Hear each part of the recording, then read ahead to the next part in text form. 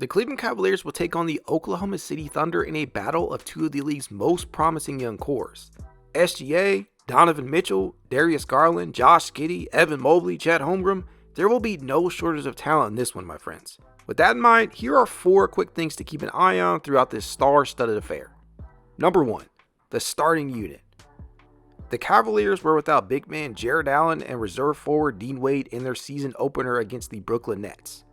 JB Bickerstaff used this as an opportunity to throw an unconventional starting 5 of Darius Garland, Donovan Mitchell, Max Strus, Isaac Okoro, more on him later, and Evan Mobley at the 5. A lineup wherein 4 of the 5 were 6'5" or shorter. Not necessarily something many, including myself, envisioned heading into the first game of the season. I mean, Okoro played 92% of his minutes at the power forward position.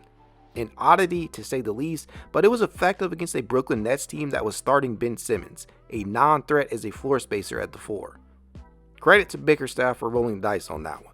With that in mind, just like in Game 1, Cleveland may be without another key rotation member as Darius Garland is questionable.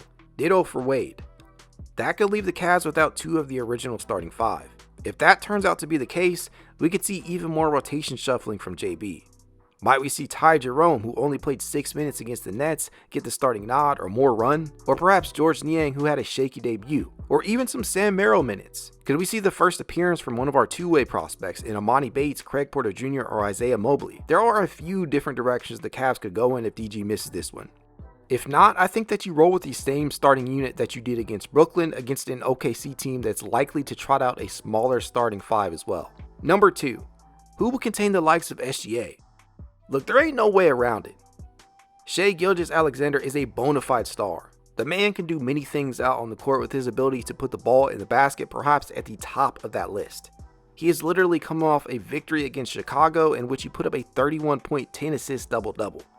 When he gets it going, sometimes there just isn't anything you can do to stop him, but you can slow him down.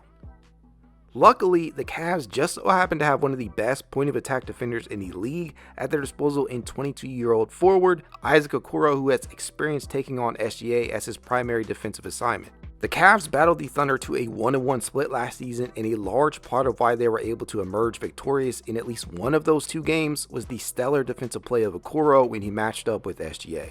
In total, he held Alexander to 4 or 10 from the field, including 2 very nice blocks on him. Like I said, you can't realistically stop him entirely from getting his points because he will, and then some.